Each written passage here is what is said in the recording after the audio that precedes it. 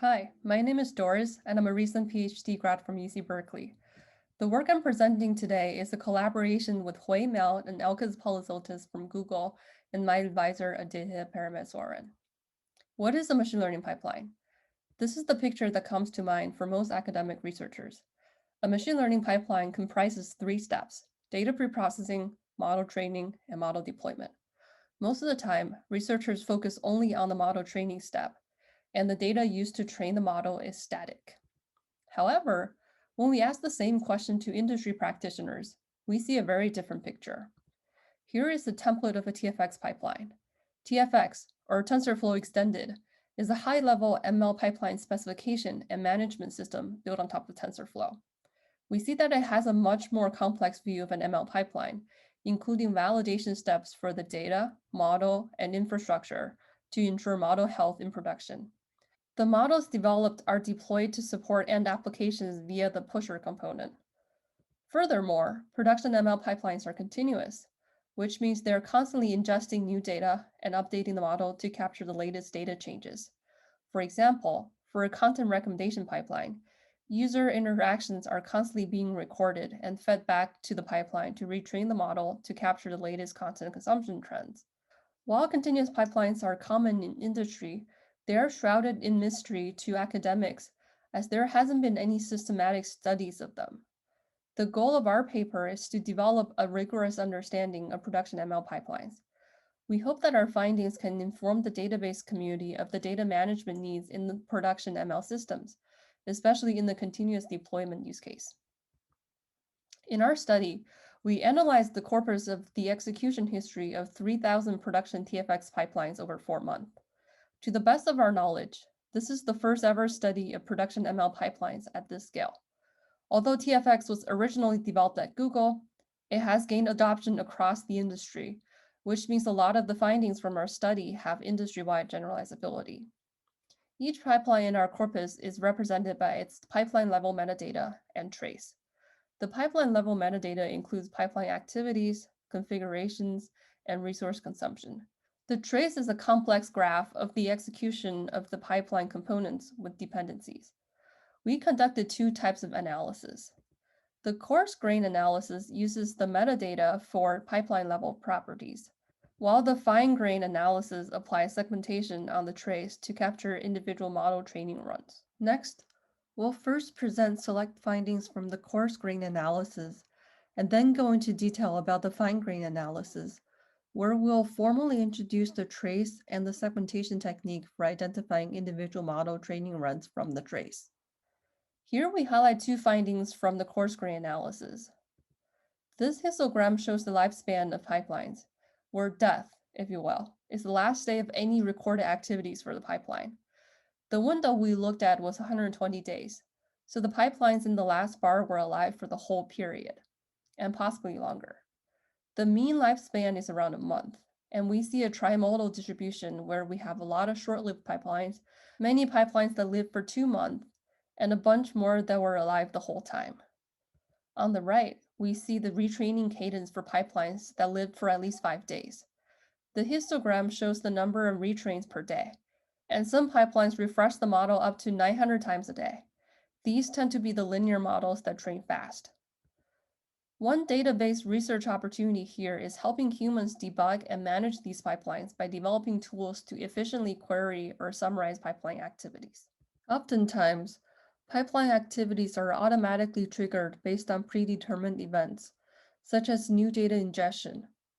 A pipeline can be on autopilot for a long period of time without human interaction until a catastrophic failure occurs, at which point the developer needs to sift through a long history of pipeline execution to pinpoint the root cause of the failure. The state of the art today is manually inspecting a large amount of raw log data split across many files. We envision a centralized database where the developer can easily execute queries about pipeline activities. This information should be automatically collected without user annotation or intervention. The major challenges here are schema design to support a wide range of user queries and runtime performance for recording activities at high volume without degrading system performance. The second set of coarse grain analysis focus on the data and the ML model in the pipeline. Here we see the usage of different architectures as a percentage of all models in our corpus.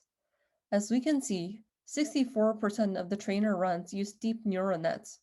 What's interesting is that for a system built on top of TensorFlow, which is designed for deep learning, roughly 40% of the models are traditional ML models.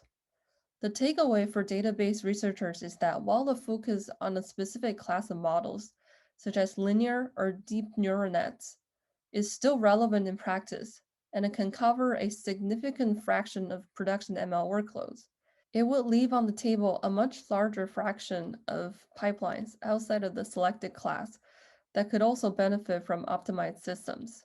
Moreover, the diversity is an indication that ML practitioners need access to a wide range of choices. Therefore, they're likely to outgrow a system that offers few choices for model architectures. Today, there is a dichotomy in systems that are dedicated to traditional and deep models. Supporting both types of models well within the same platform is a balancing act between creating abstractions that can capture both types of models well, without sacrificing model semantics that can be leveraged for optimization. The figure on the right shows the distribution of the feature counts in the input data. We use feature to refer to a column in the data and domain for the set of values for categorical features. The vast majority of the pipelines utilize up to 100 features. The average size of the domain for categorical features is 10.6 million. The common practice for dealing with such a large domain is to cover only a subset of the values.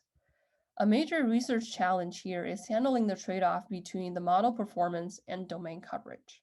Better coverage of important sparse values in some cases result in significant improvements in accuracy. At the same time, a higher coverage implies larger model sizes and perhaps higher processing time. To make an informed choice, the model developer needs to understand the trade-offs for different coverage levels in terms of these dimensions. And this introduces an interesting data analysis problem that may be amenable to techniques from data management, such as approximate query answering. Finally, we looked at the resource consumption by the different types of components in the pipeline. Training accounts for less than a quarter of the total computation. A huge amount goes into ingestion, pre-processing, and model validation. This suggests that a lot more optimization opportunities exist elsewhere in the pipeline besides model training. Now let's switch gears to the fine-grained analysis. Before we go into the results, let's first establish some terminology. A pipeline trace records the fine-grained relationship between individual executions of the operators and the provenance of their input-output artifacts. Formally, a trace is a directed acyclic graph of execution nodes and artifact nodes, with edges linking execution nodes to their input-output artifacts. In this example trace, the nodes are arranged horizontally, left to right, in increasing order of the finish time for executions and creation time for artifacts. The example gen operator has executed 3 times, producing 1 data span artifact per execution. A data span artifact corresponds to a chunk of data whose semantics depend on the pipeline. For instance, if the pipeline trains models to recommend videos to users, then a single span might correspond to previous user interactions with a video service over the period of a single day. Continuing with the example, the trainer operator has executed 2 times, each time reading the last 2 data spans in the pipeline and producing the corresponding model. This pattern is quite common in practice. There is a data ingestion process that produces outputs at a fine level of granularity, such as daily records, and the model training process reassembles the data into coarse granularity, such as a month. The example trace concludes with the pusher operator, which executes once for the first model but not for the second model, which means that the second model was not deployed. The latter case is not uncommon in production and can be attributed to several reasons. For example, the model does not have better performance than the previous model or fails certain validation checks, or the deployment mechanism throttles model pushes to avoid overloading. Our main goal in the fine-grained analysis is to be able to capture individual pipeline executions from the trace. We do so by segmenting the trace into model graphlets. We start the segmentation by seeding a crawler at the trainer nodes, which traverses the edges feeding into the trainer nodes in reverse order to pick up all the input data operators and artifacts, and traverses the outgoing edges from the trainer in the normal direction to pick up all the post-processing steps after training. Notice that the trainers have overlapping data spans as the input, and we need to be careful to cut those connections in the segmentation. In the example, the data span in the middle feeds into both trainers in the graph. In addition, the model produced by the trainer on the left is used to warm start a trainer on the right. We must cut these two edges in order to separate the trace into two graphlets, each corresponding to an end-to-end pipeline execution involving a single model training run. We start the fine-grained analysis by looking at how data changes across graphlets. The analysis uses the notion of consecutive graphlets. Two graphlets from the same pipeline are said to be consecutive if and only if the corresponding trainer executions are adjacent in chronological order. We first quantify reuse by measuring the Jacquard similarity between the input data spans in consecutive graphlets. In this example, the Jacquard similarity is the size of the intersection of the two sets of data spans, in this case 1, over the size of the union of the two sets of data spans, in this case 3. This is the histogram of the similarity values in the corpus. 57% of all pairs of consecutive graphlets have a Jacquard similarity in the 0.75 to 1 range. This is due to the fact that many pipelines train multiple parallel models on the same input for A/B testing. Moreover, consecutive graphlets can correspond to retrainings on the same data after the pipeline author changes other details of the process, such as the training algorithm or feature transformations. The mean similarity of 0.647 indicates that, on average, graphlets share 2/3 of the data spans. These results point to interesting optimization opportunities on data preparation for training. Specifically, we can leverage this overlap and employ techniques from incremental data computation and view maintenance to effectively perform the data preparation steps for a new training run. Next, we define a convenient similarity metric that allows us to compare the data distributions in two sets of data spans. Please refer to the paper for the detailed formulation of the similarity metric. The first row in this table shows the quartiles of data similarity values over all pairs of consecutive graphlets in the corpus. Similar to Jacquard similarity, data similarity is bimodal at the first and last quartiles. However, the trend is reversed due to the fact that data spans common in both sets may not be paired up in ordinal position matching. The second row shows the quartiles of data similarity averaged over all graphlets in the same pipeline. Compared to the first row, we observe a drop in the higher quartiles, which indicates that pipelines with a large number of graphlets have more dissimilar pairs. In other words, long-running pipelines belonging to power users have higher data volatility, motivating the need for data validation to safeguard against data errors and drift. Next, we look at the duration of graphlets, where duration is measured as the time between the start of the first operator in the graphlets and the end of the last operator. On average, a graphlet lasts for 84 hours, including the data preprocessing and the model analysis operators. We see in the figure on the left that there are overlaps between consecutive graphlets, so the total compute time is not 84 times the number of graphlets, but is still an incredibly large amount at Google scale. Is the exorbitant amount of computation really necessary? One of the major findings from the fine-grained analysis is that a large number of the graphlets do not result in model deployment. The goal of retraining a model on new data is to refresh the model in downstream applications, which requires a model push. If a model wasn't pushed, it's as if the training never happened from the application's perspective, and computation for the graphlet is essentially wasted. So how common are graphlets that don't push models? First, we found that there is a significant difference between the time between two consecutive graphlets and two model pushes. Then we saw that there are roughly 3 graphlets with no pushes in between 2 consecutive pushes. This might be okay if the unpushed graphlets didn't take up a lot of resources, but as seen in the bar chart on the right, this is not the case. Training in pushed and unpushed graphlets take roughly the same amount of time. Adding everything together, we estimate that roughly 40% of total computation didn't have any real effect on downstream applications. This is after we accounted for potential overlaps between graphlets. This means that there's a huge opportunity to improve resource utilization efficiency, and we set out to do exactly that. Our goal is to minimize wasted computation without impacting model freshness, which is the rate at which models refresh in applications. The first step we took at this problem was to use the data analysis we did earlier to come up with heuristics to skip model retrain if we didn't think it could lead to model pushes. Here are two example heuristics. For the first one, we thought maybe data drift is responsible for why model push fails, but there isn't an appreciable difference between input data similarity between pushed and unpushed graphlets.